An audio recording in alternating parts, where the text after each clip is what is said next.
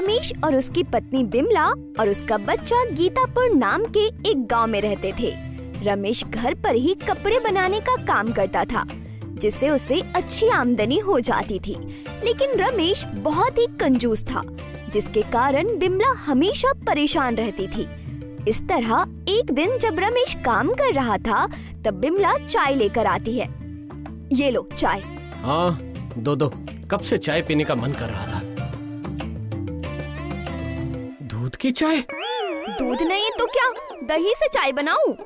अरे मेरा मतलब है कि दूध की ही क्यों, चाय तो बिना दूध के भी बन सकती है। अरे इतना खर्चा करोगी तो कैसे चलेगा। जहाँ लाल चाय से काम चल सकता था, वहाँ दूध की चाय। हाँ तो क्या हुआ, मैं लाल चाय नहीं पी सकती। हर बात पर कंजूसी सही नहीं है। अब तुम्हें कैसे समझाऊं? कोई जरूरत नहीं, पता नहीं किस कंजूस से पाला पड़ गया है मेरा। कोई है? गरीबों को कुछ दे दो, भगवान तुम्हारा भला करेगा। कोई है? लो एक और खर्चा। बोल दो घर पर कोई नहीं है। अरे ऐसे कैसे बोल दूं? बेचारी गरीब है तभी तो मांग रही है, ऐसे नहीं बोलते हैं। अरे ये औरत तो रोज आती है, उसके चक्कर में कहीं मैं ही गरीब ना बन जाऊं। हाँ तो अभी तुम कौन से बड़े आदमी हो? हाँ मतलब अरे सुनो, ये लो बहन। बहुत बहुत धन्यवाद। और तुम्हारे बेटे की तबीयत अभी ठीक है? हाँ दीदी, आपने जो दवाई दी थी ना, उसी से मुन्ने का बुखार ठीक हो गया, अभी बिल्कुल ठीक है। ठीक है दीदी, मैं जा रही हूँ। अरे बहन, तुम्हारी साड़ी तो फट गई है, तुम रुको, मैं अभी आती हूँ।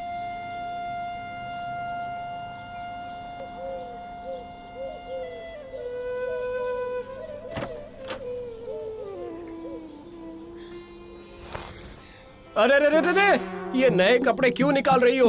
अभी 2 दिन पहले ही तो तुमने कपड़े लिए थे ना। ये मेरे लिए नहीं है, ये उस औरत के कपड़े फटे हुए हैं, इसलिए उसे देने जा रही हूँ। क्या? यहाँ मैं एक एक पैसा बचाने के लिए फटे हाल में जा रहा हूँ और तुम कपड़े दान कर रही हो? अब जैसी जिसकी किस्मत, इसमें भला मैं क्या कर सकती हूँ। हाँ।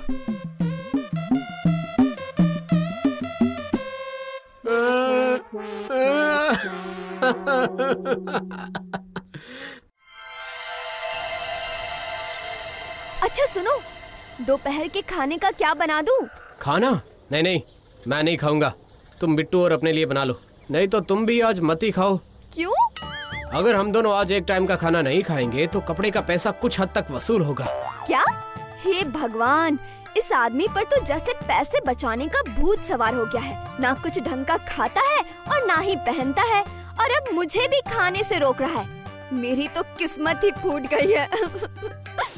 अरे रो क्यों रही हो? कहीं तबीयत खराब हो गई तो फिर तो और खर्चा बढ़ जाएगा। पापा पैसे दो ना, घोड़ा गाड़ी आई है, मेरे सारे दोस्त घोड़ा गाड़ी पर चढ़े हुए हैं, मुझे भी चढ़ना है पापा। घोड़ा गाड़ी? अरे बेटा, क्यों बाप का खर्चा बढ़ा रहे हो? नहीं नहीं, मुझे चाहिए। अच्छा ठीक है, तुझे घोड़े पर चढ़ना है ना? हाँ। तो ठीक है, मैं घोड़ा बन जाता हूँ, बेकार में क्यों पैसे खर्च करना। इसी तरह रमेश बात बात पर कंजूसी करता रहता है।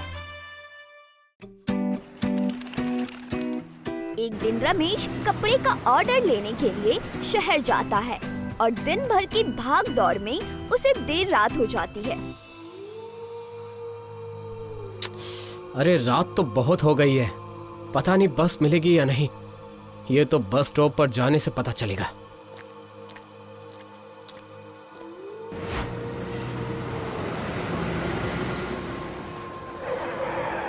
ओ भाई, कहाँ जाना है?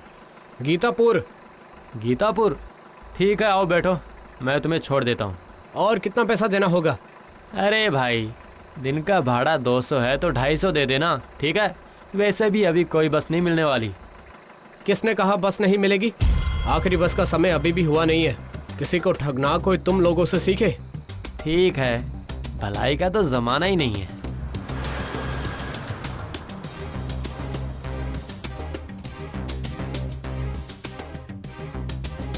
बड़ा आया भला करने वाला।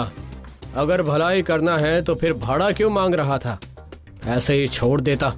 रमेश खुद से बड़बड़ाता हुआ आगे बढ़ जाता है और अनजाने में गलत रास्ता अपना लेता है, जो उसे किसी दूसरी बस स्टॉप पर ले जाता है।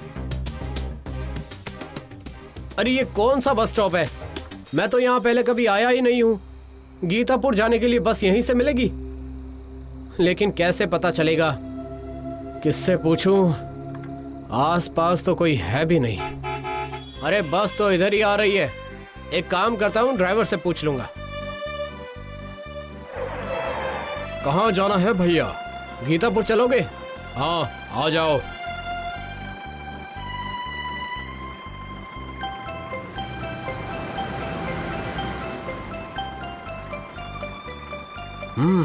पता नहीं ये लोग पैसे कैसे बचा लेते हैं।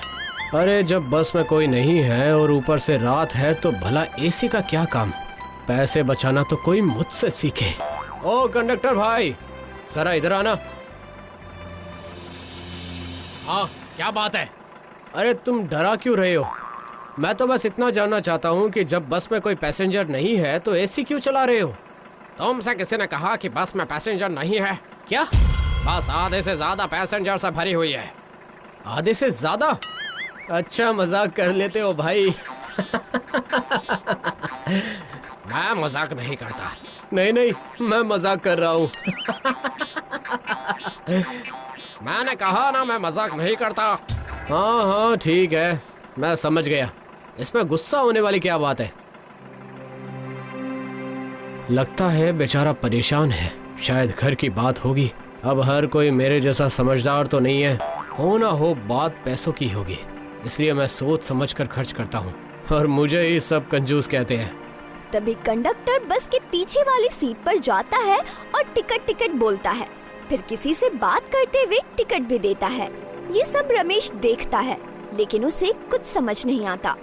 ये अकेले किससे बात कर रहा है? बस में कोई और है ही नहीं। शायद बेचारे की दिमाग की हालत ठीक नहीं है, इसीलिए मैं सबसे कहता हूँ कि 2 पैसे बचाओ ताकि समय में काम आए।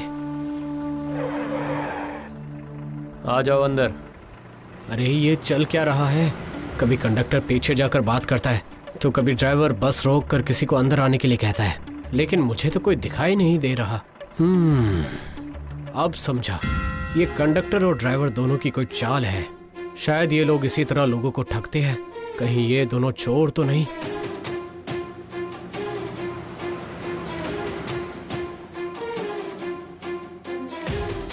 क्या करूं? हाँ, एक काम करता हूँ, गाड़ी के शीशे पर नजर रखता हूँ। जैसे ही कोई गाड़ी दिखेगी मैं बस से उतर जाऊंगा। ये सोचते हुए रमेश अपनी सीट छोड़कर आगे की तरफ बैठ जाता है और वहाँ बैठकर बस के साइड मिरर में देखता है तो उसे बस लगभग भूतों से भरी हुई दिखाई देती है। मर गया, ये बस तो भूतों से भरी हुई है। मतलब कंडक्टर मुझसे मजाक नहीं कर रहा था, मैं ही पागल था जो मजाक समझ रहा था। बिमला सही कहती थी, मोटरसाइकिल ले लो, लेकिन मैंने पैसे बचाने के चक्कर में नहीं ली। काश उस टैक्सी में मैं चढ़ जाता। मेरी कंजूसी आज मुझे ही भारी पड़ रही है। तुम्हारा भाड़ा दो। भाड़ा? हाँ देता हूँ, लेकिन मुझे छोड़ दो, अभी गीतापुर आया नहीं है। बात तो ऐसे कर रहा है जैसे सच में छोड़ देगा। रमेश कंडक्टर को भाड़ा दे देता है और अपनी सीट पर चुपचाप बैठा रहता है और बस अपनी गति से चलती रहती है। तभी रमेश वही भीख मांगने वाली औरत और उसके बच्चे को बस में चढ़ते हुए देखता है। अरे ये दोनों, अब ये भी फंस गए। अरे भाई साहब, आप घर जा रहे हैं? बचूंगा तब तो जाऊंगा, मेरा मतलब है पता नहीं। भाई साहब, बहन ने कभी बताया नहीं कि आप इतने मजाकिया हैं। आप चिंता मत कीजिए, आप सही सलामत घर पहुंच जाओगे, इसलिए तो मैं यहाँ आई हूँ। लो, अब इसे कैसे बताऊं कि हम में से कोई घर नहीं पहुंचने वाला। अब तो भगवान ही हमारी रक्षा करे।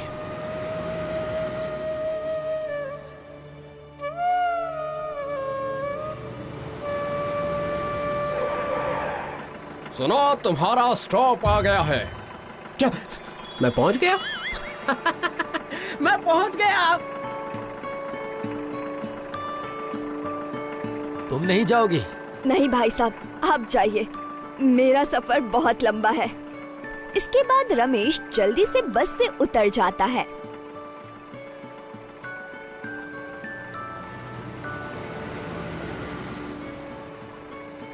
और कुछ देर बाद अपने घर पहुंच जाता है और बिमला को सारी बात बताता है। क्या तुम्हें सच में वो औरत और उसका बच्चा बस में मिले थे?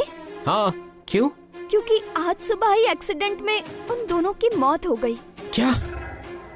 अच्छा, अब समझ आया। वो औरत मुझसे ऐसा क्यों कह रही थी कि आप चिंता मत कीजिए, आप सही सलामत घर पहुंच जाओगे, इसीलिए तो मैं आया ही हूँ। बिमला, ये संभव सिर्फ तुम्हारे लिए हुआ है, तुम्हारे अच्छे कामों की वजह से हुआ है।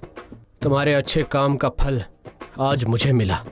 मैं तो कंजूसी के चक्कर में किसी की मदद करना तो दूर, इंसान को इंसान समझना ही भूल गया था। इसलिए आज से कोई कंजूसी नहीं। तो दोस्तों, इसी तरह जीवन में किसी की मदद करने से कभी पीछे ना हटे, क्योंकि आपकी एक मदद कब कहाँ आपके काम आ जाए किसी को नहीं पता। जैसे रमेश को बिमला के अच्छे काम का अच्छा परिणाम मिला।